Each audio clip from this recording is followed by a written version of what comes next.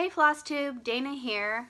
My channel is Gemstone Stitches, and I also have an Instagram account under the same name, Gemstone Stitches. I'm here to do an update with you guys on all my current whips, or at least what I've been working on. As far as whips, I have a surprise new start, and then I made some purchases that are really fun. So let's jump in. After I finished my last video, I pulled out the summer garden, which was one of my mania starts back when I started 15 projects in 15 days. I did do that one time. I'm not sure I'll be doing it again anytime soon until I get my number of whips down a little bit. But the last time you saw it, I just had a few words done from the start of that Stitch Mania. And just to let you know, I'm doing the whole series. So I've already completed the winter garden and spring garden. I'm in the middle of summer garden, and then I'll do autumn garden before the year's over. So I was able to complete quite a bit before I put it down. Well, I guess let me show you what it's supposed to look like. So, there it is.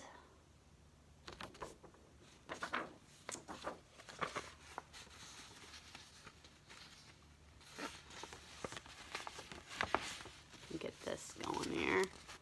Oh, sorry. Sure. Okay, so I have done the hibiscus, astilbe, and rutabaga. I also was able to stitch in the couple of bluebirds in there and then the little bee. The next thing that I'll be working on is the phlox. It's the tree.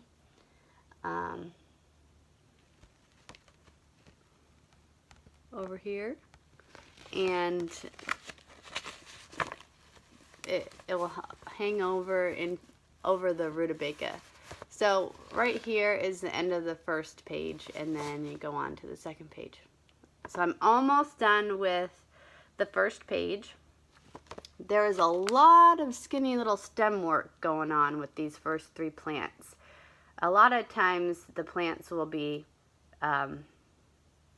cross-stitch stems, but not in the summer garden. They're all very skinny little stems before you get to do the cross-stitch leaves.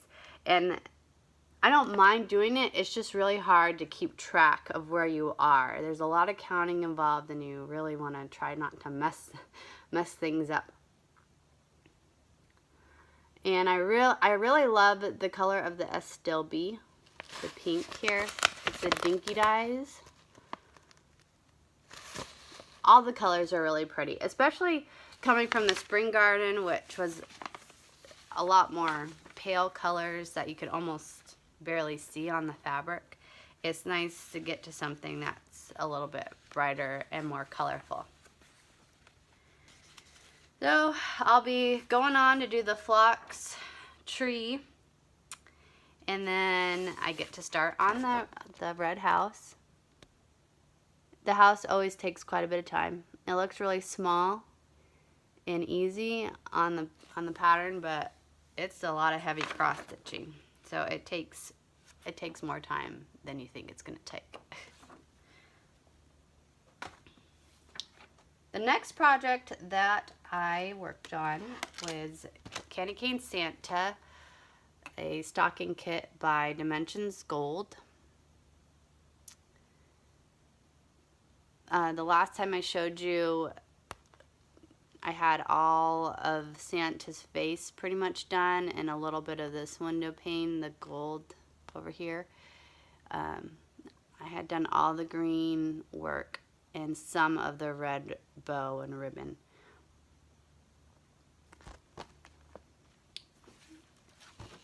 And now I finished all the top part of the window. I filled in the rest of the reds and did the little berries for the holly. I did the sky up here, it's blue, gray. And then I got his glove, the candy cane, part of the Christmas tree, and ornaments done. And I'm currently working on the lines in the window. I don't know what those are called. But they come down and go across, and then some of the same colors are used over here on that part of the stocking. So it'll come down and go out over here. I'm going to finish up these lines, and then I use the remaining threads and I fill in colors over there. And then once I do that, I'm going to work on this part of the window and then go over here and work my way down. I think that this is looking really, really good. I love the way that it's turning out. The brightness of the reds and the greens, it really pops. And I haven't done any of the back stitching yet, so that's gonna make it look even that much better. And there's also gonna be some little sequins on there that I think are supposed to be snow. So I'm gonna come down, I'm gonna do the rest of the tree and a lot of Santa down there, and there's a little sled and a bird that comes out over here. And then once all of this is through, I'm gonna come up and do the name and the back stitching and the sequins. Still a lot of work to do on this yet, but I'm wondering if I really stick to it and try to put in an hour of it a day, because I do try to cross stitch every day at night once my kids go to bed. And sometimes if I'm lucky, I can get some stitching in the afternoon if they're both sleeping at the same time. But if I really work on it, I wonder if maybe I could finish it before Christmas. Probably not, but maybe. The next thing I have is the surprise start that I pulled out. We were going on a couple little road trips, and I knew I would have some time in the car. So I wanted to bring something that was a little smaller, and my current whips aren't that small. They need to go on a larger Q-snap. So I looked in my stash, and the smallest thing I could find was this forest flower by Ink Circles. I recently purchased this late in 2017 at the local needlework shop here in Vermont. It's called the Wooden Needle in Stowe. I went in there, I didn't know what I was gonna buy, and I came out with this because none of the patterns really called to me, but I'm sort of like Sarah the Stitchin' Mommy in that I want to try all the different designers. I didn't really like the browns that are in this piece, the teal, blue, greens with the brown. That doesn't speak to my color palette, so I went ahead and looked at all the general art threads that they had in the store, because I was going to choose my own color palette. I'm not exactly sure how well it's going to turn out, but this is kind of just a for fun project. It does call for you to use 36 count linen or fabric with 1 strand over 2. And I'm doing it on 32 count linen because that's what I had, 1 over 1, because I want this to be really small. And again, I'm going to mention Sarah the Stitchin' Mommy because it's funny, right when I was starting this, I was kind of questioning why I was doing 1 over 1, and then she posted a picture of her doing an Ink Circles pattern 1 over 1 as well. So we're both doing that. I feel a little better about my choice. Here's how far I got.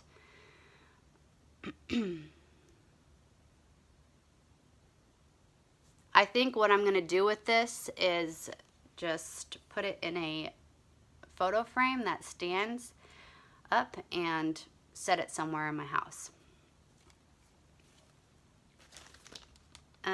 So the 3 colors I've used so far, there's 5 colors total, is this Misty Harbor, which is more of a light purple,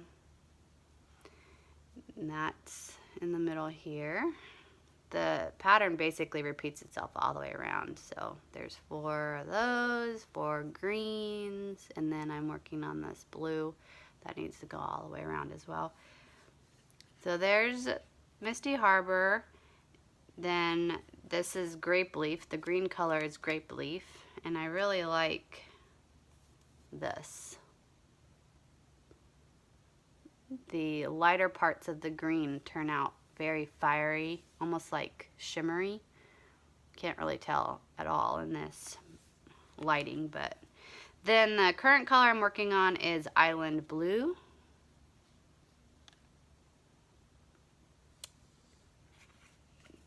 Dungarees is gonna come in there. And then my favorite one is Black Raspberry Jam. So a lot of cool colors.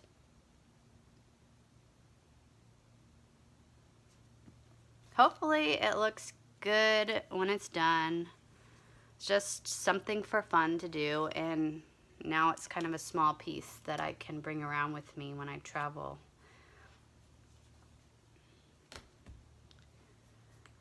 That's all well, actually, that's not all I've worked on. I mentioned in my last video that I am designing or charting some birth announcements for my kids. I've had this idea in my head for a while, but I just never did anything about it.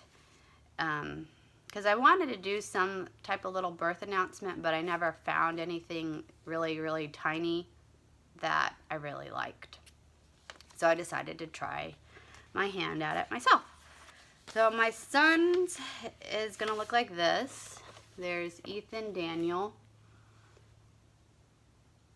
And then I'm covering up the last name. So it has the weight, the length, date of birth, and time.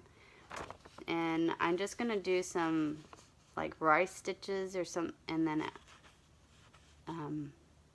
back stitch around them, I think, up here. And then I needed to fill in this space with something. And in thinking out loud during my last video, I realized they both have quilt wall hangings that were made for them. Ethan has teddy bears on his, and Tinsley has angels on hers. So I went ahead and chose to match those motifs. So here they are. I charted this all by myself. I didn't look anything up. So I think they look pretty good on the paper, or okay on the paper at least. I'm not sure how it's going to translate onto fabric. So we'll see how that goes. And then for Tinsley, I have Tinsley May, and her weight, length, birthday, and time. And then here are the angels down here. And I just added in some hearts to try to fill in this space,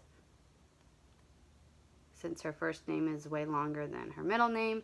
Ethan Daniel is kind of the same length, so I was able to put something square over here, but hers didn't fall like that. So there it is.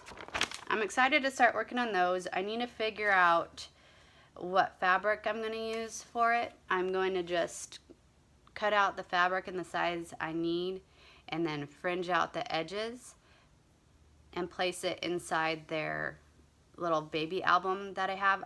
I have a Hallmark baby album for both of them that's supposed to cover the first 5 years of their life. It's basically like a scrapbook that it's already built for you. You just have to fill it in with pictures and answer questions and things like that. also have to figure out what colors I want to use as well. So that's just a little fun side project that I have. Okay, now on to my purchases. I got a few Mill Hill ornament kits to work on as gifts. This is the Christmas pickle. Excuse me. It's gonna go to my stepmother-in-law because she does a lot of canning and pickling and gardening, and she even has a cucumber pin that she wears. So I thought that'd be kind of a funny, meaningful little gift to give her for Christmas. And they like to make things by hand and really appreciate that, so I think she'll really like it. Then there's a couple other people I'm gonna give gifts to, or ornaments to, and one of them is Golden Tannenbaum. These I thought were just really cute and Christmassy. And Jingle Bell Wreath. And this actually comes with little tiny jingle bells.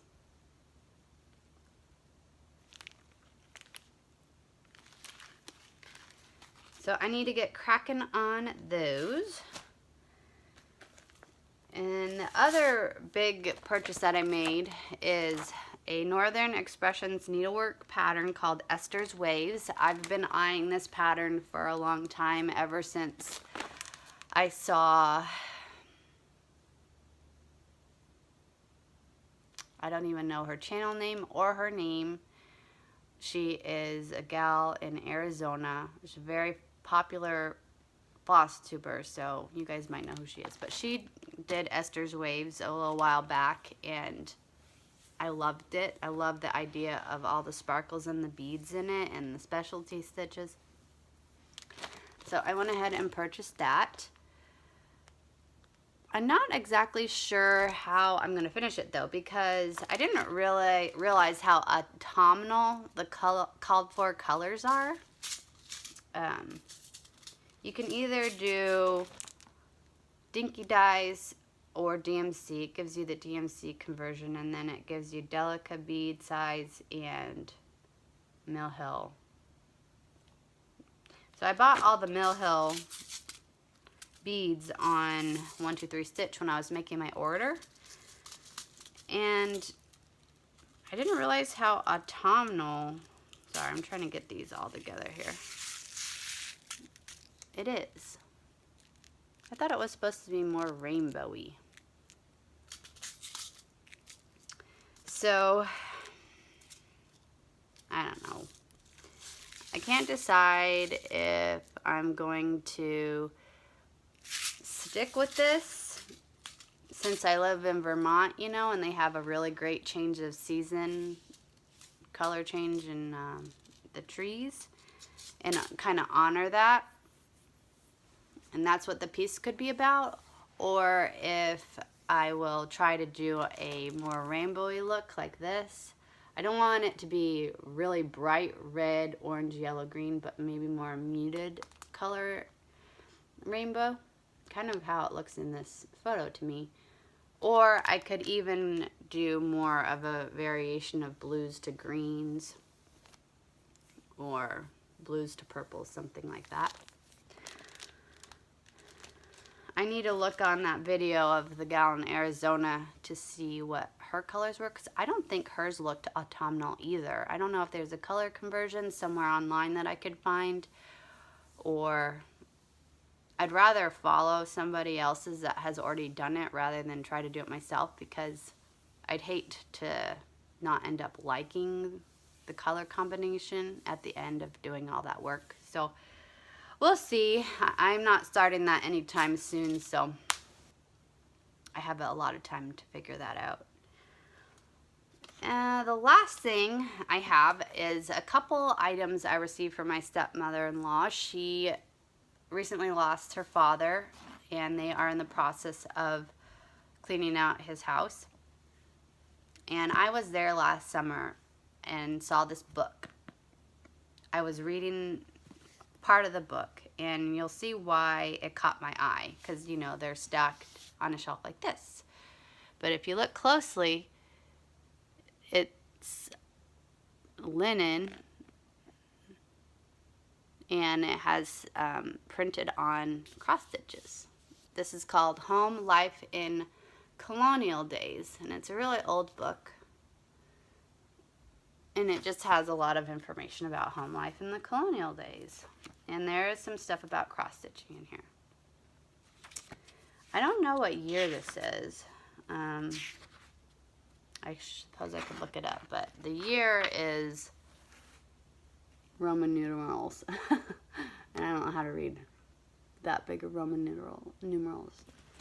If it's 18 something or 19 something, I don't know. But it's really just a neat, very old book. It smells old. So it's nice to just have this in my collection. I've read a little bit of it, you know, the cross-stitching part, because there is an index in the back. But I might go ahead and read a little bit more, see what kind of information I can find out about that time. And the other thing she found was this framed cross-stitch of a lady. It looks like she's sitting down on a bench getting ready. I don't know if that's like a mirror in her hand or what. And there's the wall, has some candles with the flames on the top.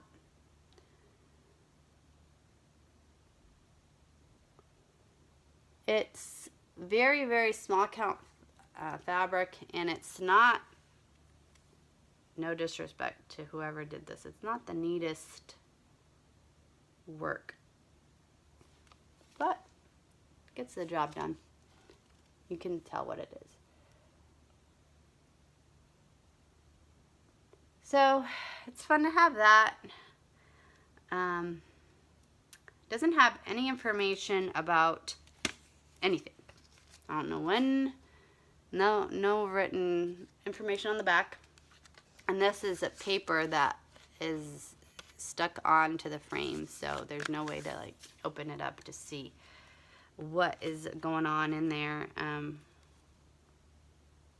Here's a little corner. I doubt they have anything written on there, but kind of cool to have. I wish I knew more about it, you know, who stitched it, when they stitched it, anything like that, but that's okay. I could just look at it and wonder. I don't know what I'll do with it either. Alright, I think that's all the stuff that I really had to share with you. My future plans are to continue working on the summer garden, trying to finish that before the summer's over, which I have about a month left, so I better get going on that. And then also to really work on the stockings, see how far I can get on that before Christmas rolls around. And then, of course, yeah, I need to work on these ornaments if I want to give them as gifts this year. So that doesn't leave much room for any other project to make its way into the rotation, if you can call what I do a rotation. I still have a ton of projects just sitting around in my stash that I started during Stitch Mania that one year. And then I have some patterns that I've acquired over the last year or two that I haven't even started, so they're just kind of sitting around. I also have an itch to pull out my Heaven and Earth design, Peacock Days, just because I want to keep making progress on that. If I let it sit around too long, then I'm never going to finish that. And I have two other large full covers pieces that I want to do, and I don't necessarily want to start them until I've finished Peacock Days, but you know what, that means I won't get to start them for like 20 years, so I don't know what I'm going to do. I just have a lot that I want to do with not that much time to do it, which is kind of the case for all us cross stitchers, isn't it? I so enjoy working on these projects, and I love watching everyone else and seeing what they're up to and what they're doing. Gives me a lot of ideas, and it doesn't make me feel as crazy for spending so much of my free time sitting and cross-stitching. That's what I love to do, but sometimes I think, wow, I'm spending a whole lot of time doing this, and you don't get so much progress on it. But I love it, so I don't know why I question myself on that. I guess I just always want more time to do more things during the day. And with 2 little kids, you always wonder if you should be doing something else rather than having me time. That's just how it goes. Well, I hope you guys are enjoying all of your stitchy time and enjoying your last bit of summer. And happy stitching!